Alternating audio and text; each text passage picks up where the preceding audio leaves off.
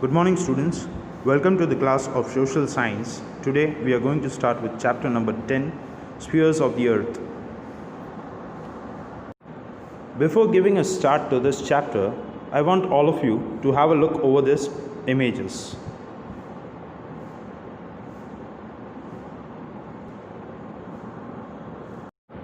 Then to this one, which is the only planet in the solar system where life exists.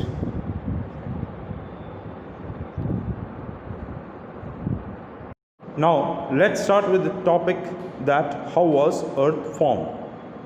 It is believed that Earth was a part of Sun before the collision occurred.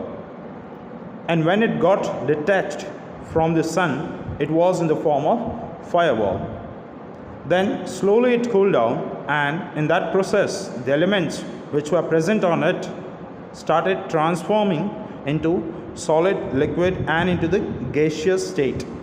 And later, those elements were known as lithosphere, hydrosphere, atmosphere, and altogether biosphere. Here you can have a look over all the physical system of Earth. Atmosphere as a gaseous mass, hydrosphere as the water mass, lithosphere as the land mass, and all together as biosphere.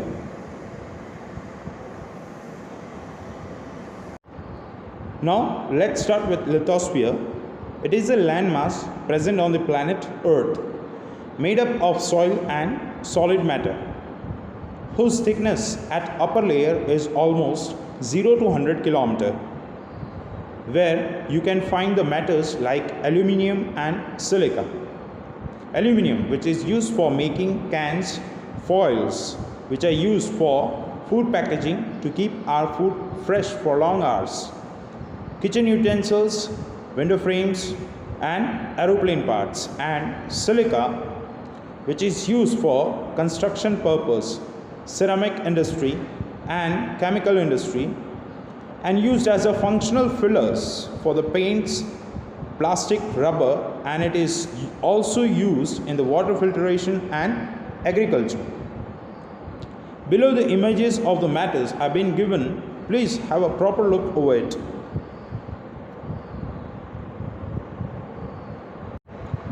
As it's a landmass on the Earth which covers 29% of the total Earth mass, and the different forms of the landmass are given below in the pictures like mountain, hills, valleys, deserts, plains, plateaus, etc. Please have a proper look over it.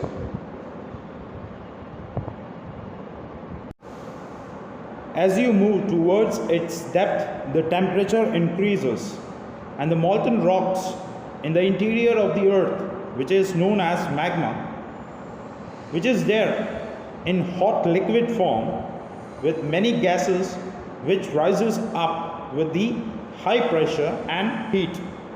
Like for example, when you cook your food in the pressure cooker, the pressure comes out through the vessel which is placed over it.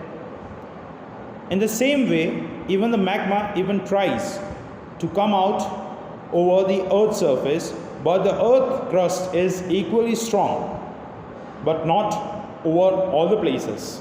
So, where the Earth crust is not being found so strong, the magma comes out in the form of volcanic eruption. And in India, such soft surface is found on Andaman and Nicobar Island, which is also known as India's only active volcano. Just have a look over the images. You will get it exactly what I wanted to convey you. Moving towards the next sphere, which is known as hydrosphere, for occupying the water mass on the Earth in the form of oceans, seas, lakes, ponds, rivers, and streams.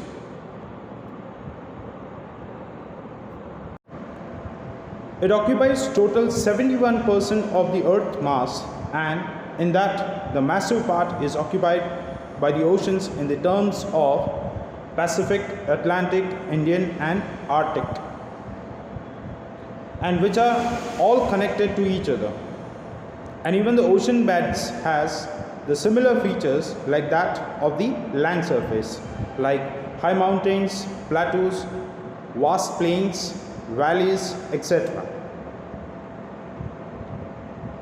And out of the total amount of water on the earth, only 1/3 is found in the pure form, which is trapped in ice caps. Rest 97% of it is of no use, as it contains salt in it, which can be used for drinking or for the domestic purpose. Some water is there in lakes, rivers and little bit of in the underground of the earth, but this we get it in the form of rain. So the only source of getting the fresh drinking water is rain, and it is precious, as you know, for the survival. We need water anyhow. We can stay without food for a day, but can't stay without water for few hours. Just have a look over this picture, how we get the fresh drinking water, where the salt water of the oceans and seas evaporates with the help of sun, forms a cloud of it, and further when it cools down, it showers a water in the form of rain. And it is a continuous never ending process which helps us to survive on the earth. Even we get a lot from it in the form of valuable chemicals, minerals, salts, fishes, etc.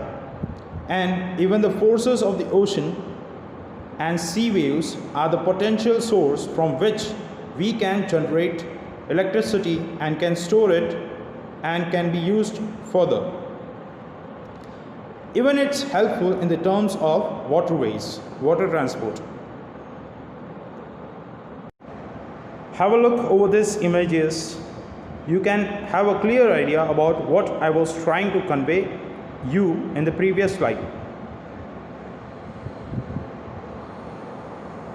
Moving towards the next is atmosphere, a sphere which wraps up with the air, which extends up to the 1600 kilometers from the Earth's surface, but can't be visible like lithosphere and hydrosphere, which contains various gases, vapor, dust particles, smoke, salt, microorganisms, etc. It is colorless, odorless and transparent, which contains 78% of nitrogen, 21% of oxygen and 1% of other gas including carbon dioxide. Have a look over this pie chart. This is how the content of the gas is present in the atmosphere.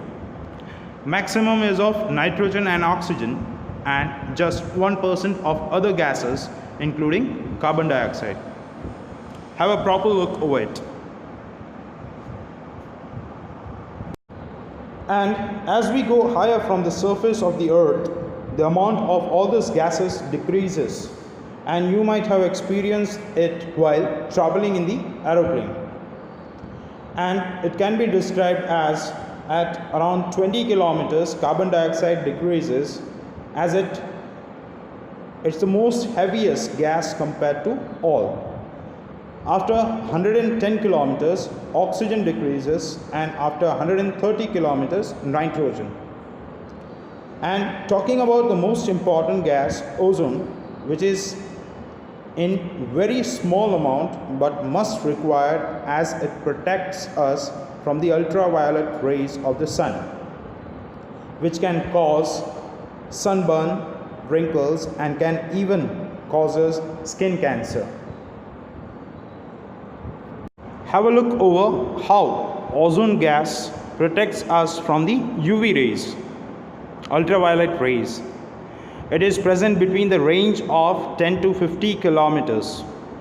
Have a proper look over it.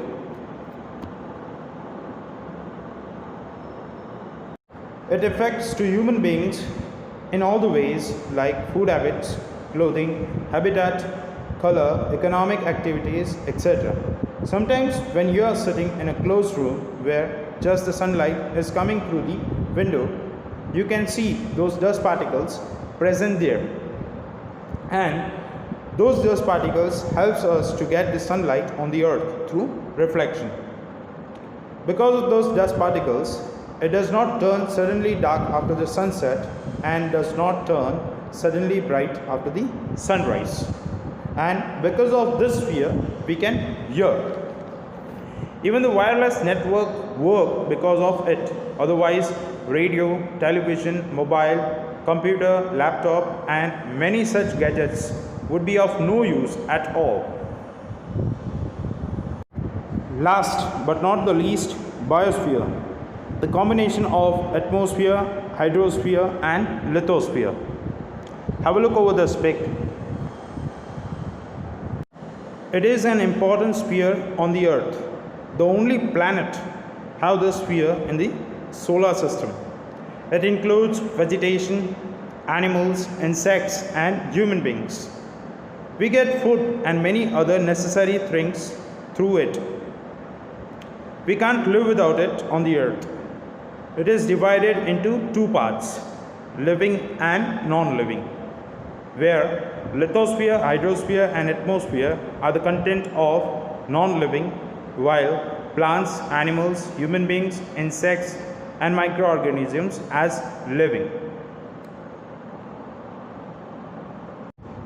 Talking about the impact of human activity on biosphere. Humans knowingly and unknowingly undertakes many activities for their development.